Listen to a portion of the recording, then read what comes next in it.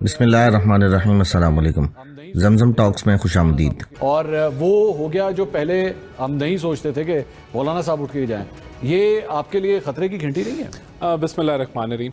میرا نہیں خیال کہ اگر اپوزیشن کے دو لیڈرز آپس میں ملیں وہ کسی کے لیے خطرے کی گھنٹی ہے۔ اور دیکھیں یہ بھی تو ہو سکتا ہے کہ مولانا صاحب ان کو کہہ رہے ہوں کہ آئینی ترمیم کے لیے سب اگر اکٹھے بیٹھیں، ملک کے مفاد کے لیے اگر یہ ترمیم کریں تو اچھی بات ہے۔ تو یہ تو میرے خیال سے ایک مشاورتی عمل تو چلنا چاہیے۔ یہ تو بدقسمتی ہے اس ملک کی کہ پی ٹی آئی نے ایسا ماحول پیدا کیا ہے کہ ہمیں اس طرح کی ملاقاتوں کے اندر ہمیں لگتا ہے کہ یہ بڑا کام ہے۔ جمہوریت میں یہ نارمل چیزیں تھیں، لیکن پی ٹی آئی نے جو پولرائزیشن، نفرت کی سیاست کی، مسودے کو پوری طرح ریجیکٹ کرتے ہیں۔ دیکھیں پوری طرح میرے خیال سے ابھی اس پہ ہماری بھی مشاورت جاری ہے اور ہم سارے سٹیک ہولڈرز کو ریچ آؤٹ کر رہے ہیں، مولانا صاحب کی جماعت کو بھی کر رہے ہیں۔ اور میرا نہیں خیال اس پورے جو ایک جو ترامیم ہے ایسی کوئی ہم نے کوئی ایجاد کی ہے جو دنیا کے اندر آلریڈی ایگزسٹنگ نہ ہو، جو جس طرح کی چیزیں، اور ہم تو سمجھتے ہیں ہم بہتری لے کے آنا چاہ رہے ہیں جوڈیشل نظام کے اندر، اور we are willing to discuss and debate. اور یہ دیکھیں ایک چیز تو طے ہے نا کہ جب تک 2/3 نہیں ہوتی، جب تک کنسنسس بلڈنگ جو 2/3 میجورٹی ہم نہیں گین کر پاتے تو یہ چیز نہیں ہوئے گی۔ یہ جمہوریت کا حسن ہے۔ اچھا، اس 2/3 کے اندر انگیجمنٹ مولانا صاحب کے ساتھ ہے، اس 2/3 کے اندر انگیجمنٹ ان کے ساتھ کیوں نہیں؟ میرے خیال سے ہونی چاہیے۔ اور اس چیز کا you have not even reached out to them. دیکھیں نہیں، اس چیز کا تذکرہ بہت سارے لیڈرز نے کیا ہے کہ جو ہے وہ ان کو دعوت بھی دی ہے کہ آئیں اس کے اوپر بیٹھیں اور بات چیت کریں پارلیمنٹ کے اندر۔ اب تو اسپیشل کمیٹی بھی بن گئی ہے، وہ بھی ایک فورم ہے کہ جہاں اس چیز کے اوپر بات چیت کی جا سکتی ہے۔ خواجہ آصف صاحب میرے پاس شو میں تشریف لائے تھے پیر والے دن، انہوں نے سب سے پہلے وہاں پہ یہ بات کی تھی کہ جی پاکستان تحریک انصاف نے ہم سے کہا ہے کہ جی آپ یہ کر لیں لیکن دسمبر میں کر لیں، ابھی نہیں۔ تو بیرسٹر گوہر نے اس کو ڈینائی کیا، انہوں نے کہا ہم نے بالکل بھی کوئی ایسی بات نہیں کہ نہ ہم نے کوئی ایسا پروپوزل دیا ہے حکومت کو۔ دیکھیں مختلف لیڈرز ملتے ہیں آپس میں تو مختلف جو ہے وہ بات چیت کرتے ہیں، یہ ضروری نہیں ہے کہ وہ پارٹی کا موقف ہو، لیکن دیکھیں میرے خیال سے آئینی ترمیم جو کہ ہم سمجھتے ہیں ہم کرنے جا رہے ہیں اس کے اندر ابھی بھی بالکل کیوں نہیں، دیکھیں نہیں ہم تو بالکل سمجھتے ہیں کہ یہ ملک کی ضرورت ہے، یہ وقت کی ضرورت ہے اور ہمیں جوڈیشل ریفارمز لانی ہے، تو اس کا حصہ ان کو بننا چاہیے۔ اگر نہیں بنیں گے تو پھر بھی ہماری تو کوشش۔ صاحب کوئی گنجائش ہے سر گفتگو شنید کی؟ آپ لوگ بات ہی نہیں کر رہے، بات تو کریں، مولانا صاحب سے بات کرتے ہیں، ان سے بھی تو بات کریں۔ کل میں آپ کے ادھر ہم نیوز پہ کے پروگرام میں تھا، JUIF کی خاتون پارلیمنٹیرین نے کہا جی جو کمیٹی بنائی تھی پارلیمنٹری کمیٹی، اس کے اندر جب ہم نے کہا کہ ہمیں مسودہ دکھاؤ، ہم بیٹھے کس نہیں ہیں، انہوں نے کہا جی نہیں ہے۔ پھر کہتا ہے جب PTI والوں نے کہا کہ ہمیں دکھا دو، میں تو جیل میں تھا، میں تو پرسوں آیا ہوں واپس آ رہے، مجھے تو نہیں پچھلی باتوں کا پتا تھا۔ وہ کہتے ہیں آپ کو تو ہم نے دکھانا ہی نہیں ہے، آپ تو بات ہی نہ کریں۔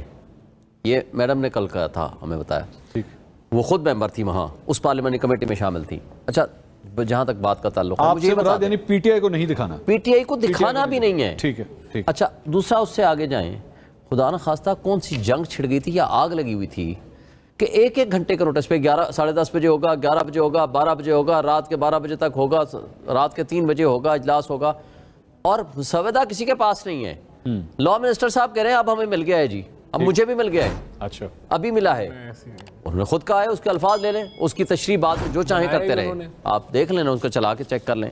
اچھا اس کے بعد ابھی بلاول بھٹو نے جو کل کہا ہے، میں ہی وسیم ادامی کے شو میں تھا، وہ بھی تھے، انہوں نے ان کو کہا ہے کہ جی ابھی یہ جو مسودہ چل رہا ہے یہ کچا مسودہ ہے، پکا مسودہ آپ تک کبھی پہنچا ہی نہیں ہے۔ وہ کون سا پکا مسودہ تھا؟ اس میں سر گنجائش ہوتی ہے نا، اب دیکھیں وہ اگر اس وقت نیگوسیشن کے پروسیس کے اندر ہے تو اسے کچا مسودہ ہی کہیں گے نا، پکا تو نہیں کہیں گے۔ کچا مسودہ، کچے کے ڈاکو تو سنا تھا، کچا مسودہ پہلی دفعہ سن رہے ہیں بھائی۔ کچا مسودہ، پکا مسودہ، ایک مسودہ آپ فلوٹ کرتے ہو، پروپوزلز ہوتی ہے نا، اس کے اندر ڈسکشن ہوتی ہے، یہ کچے اور پکے کا کیا تعلق ہے؟ اور دوسری بات، 3 مسودے اس وقت بھی فلوٹ ہو رہے ہیں، ایک کے اندر آرٹیکل 41 کی امینڈمنٹ ہے، دوسرے میں 54 آرٹیکلز کی امینڈمنٹ ہے، تیسرے میں 57 امینڈمنٹس ہے۔ ٹھیک ہے، بات یہ ہے کہ کوئی چیز حتمی طور پر یہ بتائیں تو صحیح کہ یہ ہماری پروپوزلز ہیں۔ اچھا بات یہ ہے کہ اگر کوئی جنگ نہیں تھی، کوئی آگ نہیں لگی تھی، 10 مہینے لگے تھے 18ویں ترمیم کے لیے، اس سے کم امینڈمنٹس تھی، ٹھیک ہے، آج آلموسٹ 1/5 آف دی کانسٹیٹیوشن آپ امینڈ کرنے جا رہے تھے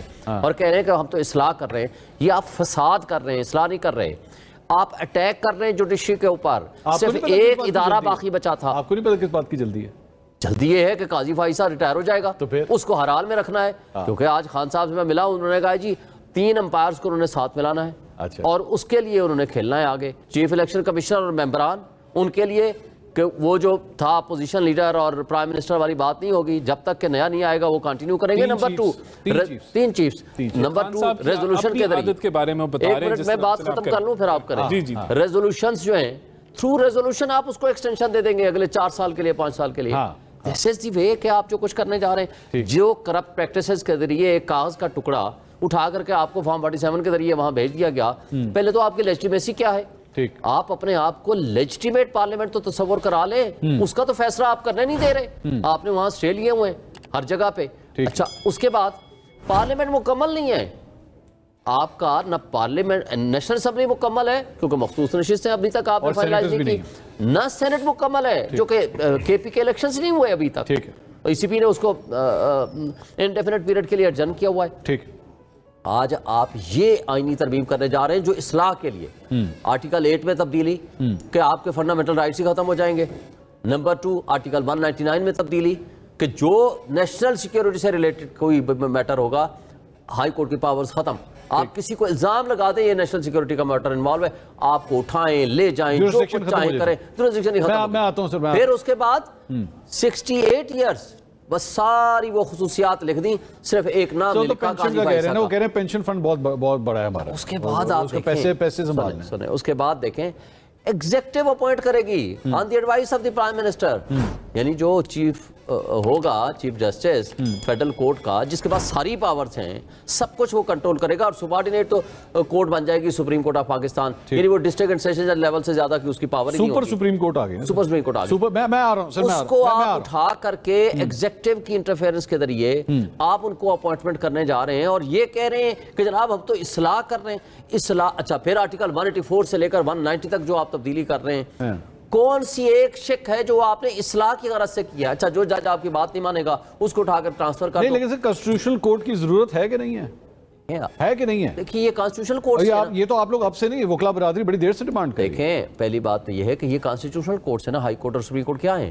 کانسٹیٹیوشنل کورٹس ہیں نا, کانسٹیٹیوشنل پاورز ہیں. ٹھیک, تمام ہائی کورٹ, یو نو میں پاورز کی بات ہی کر رہا ہوں, جو آئینی معاملات کو دیکھیں. آئینی معاملات کو اگر آپ نے دیکھنا ہے, سپریم کورٹ فائنل اتھارٹی ہے. آپ نے 76 سال لگا کے ایک ادارہ بنایا. سو یور پوزیشن یا یور پارٹی پوزیشن اس کے آپ کو الگ کورٹ نہیں چاہیے؟ نہیں ضرورت نہیں ہے. Supreme court is the final authority, اور اگر فرض کرو ایسی کوئی بنانی ہے تو وہ سپر سپریم کورٹ نہیں ہوگی, وہ پھر اس کے لیے کنسنسس ڈیولپ کیا جا سکتا ہے. آپ وہ ہائی کورٹ لیول کی آپ ایک بنا سکتے ہو, وہ پھر اس کی اپیل سپریم کورٹ میں فائنل. اس کو ڈائسیکٹ کرتے ہیں چیزوں کا. ویڈیو کو لائک کریں, شیئر کریں اور کمنٹ سیکشن میں اپنی قیمتی رائے سے ضرور آگاہ کریں, اور ہمارے چینل زمزم ٹاکس کو سبسکرائب کرنا مت بھولیں.